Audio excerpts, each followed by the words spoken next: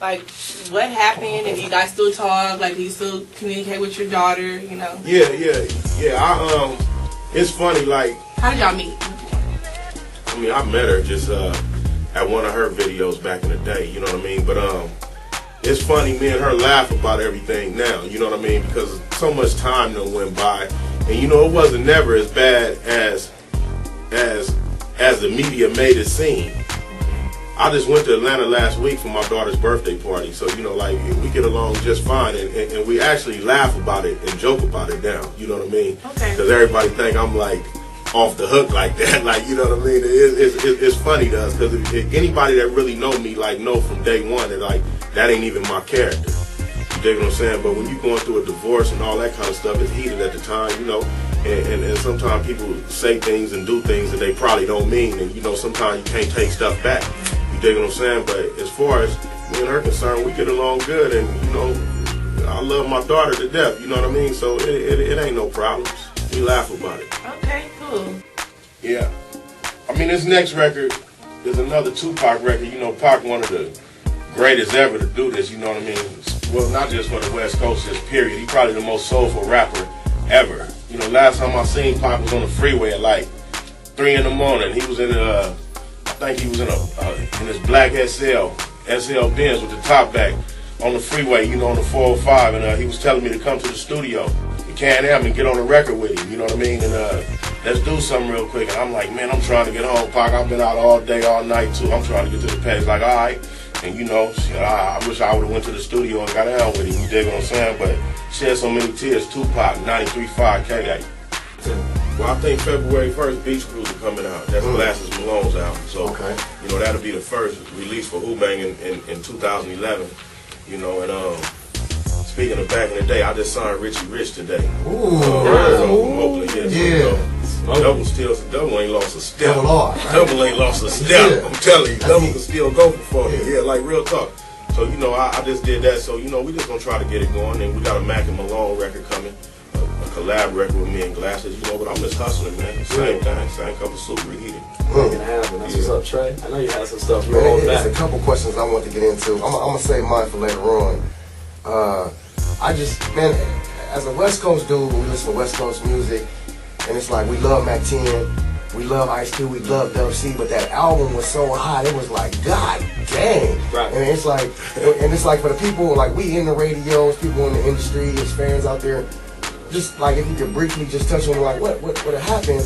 Because you know what I'm saying, like we miss, like we get the Mac 10, we love the Mac 10, we love Ice Cube. What you want to ask? I want to hear what happened to the collaboration. Like all of it together was like something that just wasn't touchable. I mean, I understand totally. You dig what I'm saying, but Westside Connection ran the West Coast, the East Coast, everything in the middle, the down south. No disrespect, but it wasn't even cracking. Yeah, we set the tone for everything. It wasn't even cracking. We set the tone for everything. Everything. You know, if I want to shine, I'm going to shine, you know, and I know the kind of guy he is, you know, and to be honest, he put me on, you feel me? But it was up to me to take the ball and run with it, and everybody know I've done that. Yeah, so, you know, and hey, you know, like I said, well, to anybody that really know me, as far as me beating her down, like, I'm really too cool for all that. Like, that ain't even my character. Like, if I got to do all that, I would have bounced a long time ago. Like, that's just bad business, period. Right. You know, and you know, the media feed on negativity, so like they took what they wanted to take. Can I ask you a question? And they ran with it. What's up? So they also said that she had a restraining order against you. Can you tell us why she did that? That's lawyer. I didn't know nothing about the restraining order because I've been seeing my kid. I didn't know nothing about it. They put that in every child support comes with a restraining order. That comes with that, I guess. But like I just went to Trey. I had to ask. Yeah, I just went to Atlanta last week for my little girl's birthday party. Dude running around, you know what I'm saying, sideline to sideline. Number 7. Yeah. DJ. Yeah. A beast. Yeah, he cool. His son play football for those that don't know. Yeah. And he real tight. I'm a Pop Warner coach myself, so I stay on YouTube about the Pop Warner kids and stuff like that. So see you active with the Pop Warner kids, son involved. And that's definitely a great thing to do as a father. And you know what I'm saying, as a rap movie legend dude, and you know what I'm saying, it's just a big ups from the community. Yeah, I appreciate that. I appreciate that. That's what's up. Yeah, he work hard though. You know, like he legit. Yeah, he good. He pretty good. I I gotta stay on him, you know, so he can stay humble, you know, but he pretty good. He ain't good because he just my son. Yeah, no, he good. No, that's what you know I said. When I seen him, I was like, who is this dude? And I'm looking, and he keeps saying Mac 1-0. I thought they had the thing messed up. Yeah. I didn't know what was going on, but it's his son. He played football, man. I just want to definitely shout him out. You know what I'm saying? Yo, so as your son, and I mean, you can probably speak for him because he's your son, but how is that?